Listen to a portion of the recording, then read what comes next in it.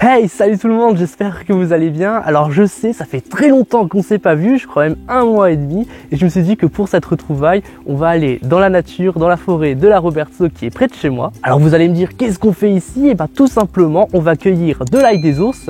Comme vous le voyez, il y en a partout dans cette forêt, et je sens qu'on va juste se régaler avec une petite recette que je vais vous concocter juste après.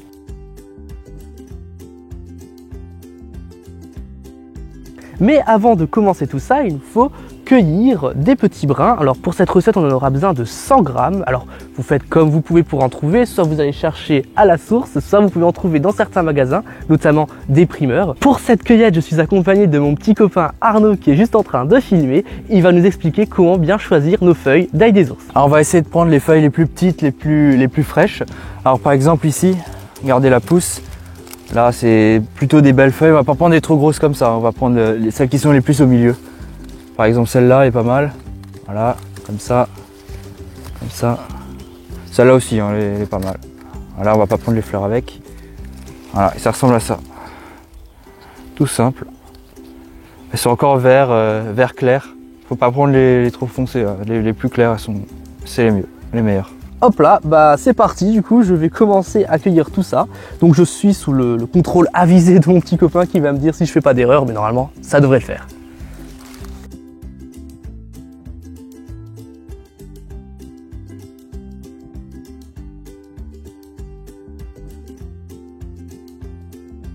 Là, vous le sentez pas, c'est normal, mais ça sent vraiment l'ail. Je sais pas si Arnaud, tu le sens comme moi.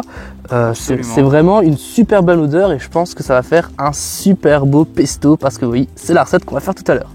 Et voilà, j'ai cueilli mes 100 grammes, ça a été très rapide et maintenant on va passer à la recette. Et nous y voilà, nous sommes arrivés dans ma nouvelle cuisine de mon nouvel appartement qui se situe à Strasbourg. Alors ne vous inquiétez pas, je vous ferai bientôt un appartement de tour. Et nous avons rincé les feuilles d'ail des ours et on peut commencer tout de suite. Pour cette recette de pesto à l'ail des ours, c'est très simple, il vous suffira d'ail des ours, d'un peu d'huile d'olive, d'un peu de graines de tournesol et d'une pincée de sel. Bien entendu, ne vous inquiétez pas, vous avez les grammages ainsi que les ingrédients dans la barre d'infos. Alors tout d'abord, avant de commencer, on va mettre les ingrédients plus solides pour faciliter le mixage à la fin. Donc d'abord, vous allez mettre vos graines de tournesol. Ensuite, l'huile d'olive. Et il ne vous reste plus qu'à mettre la pincée de sel. Une fois que ça c'est fait, on va faire la partie la plus compliquée, la plus longue on va dire. C'est tout simplement de couper vos petites feuilles d'ail des ours. Alors c'est très simple. D'abord, vous enlevez la partie de la tige qui lui reste, vous voyez, à peu près comme ça. Et ensuite, c'est très simple, vous coupez de petites feuilles, en plus, vous faites couper les petites feuilles en petits bouts.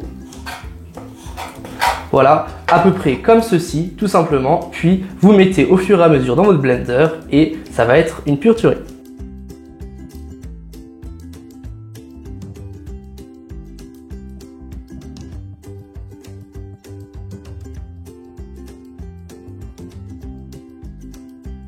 Et voilà, nous avons préparé la préparation pour notre pesto d'ail des ours et il ne nous reste plus qu'à le mixer. Entre nous, j'espère que ça va mixer parce que j'ai un peu de doute avec ce petit mixeur que ma mère m'a offert. À bien noter qu'il faut faire par petits à-coups pour éviter que ça surchauffe et je pense que ça va prendre, 2-3 minutes. On va voir ça tout de suite. Bon, bah petit changement de programme, comme prévu, comme je l'avais dit, bah ça n'a pas marché dans le mixeur que m'a offert ma mère. Du coup, on va aller à la bonne vieille méthode avec un mixeur plongeant. Allez, c'est parti. Hop là, on y va.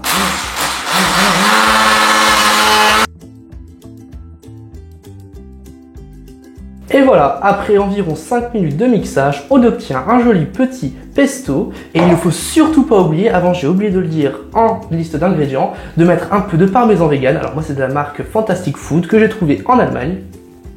Donc vous en mettez en goût ce que vous voulez. Moi j'en mets un petit peu comme ça.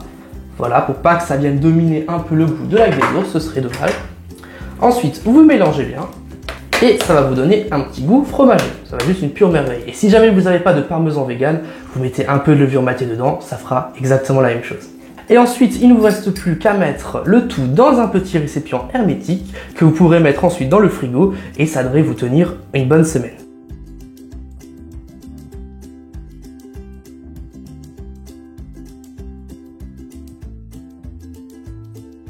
Et voilà, notre pesto à l'ail des ours est terminé. Franchement, je trouve ça super beau, super joli. Comme vous avez vu, ça a une petite texture comme du pesto et en même temps un peu plus grossière, je trouve. Donc ça accompagnera allègrement tout ce qui est par exemple pâtes, gnocchi ou encore des burgers. Vous mettez ça dans des burgers, ça peut donner un petit goût, ça peut être super sympa. Enfin bref, vous en faites ce que vous voulez. Tout ce qui importe, c'est que c'est juste succulent. En tout cas, moi, ça aura été un extraordinaire plaisir de tourner cette vidéo en votre compagnie comme d'habitude. Et on se retrouve pour une prochaine vidéo. À plus!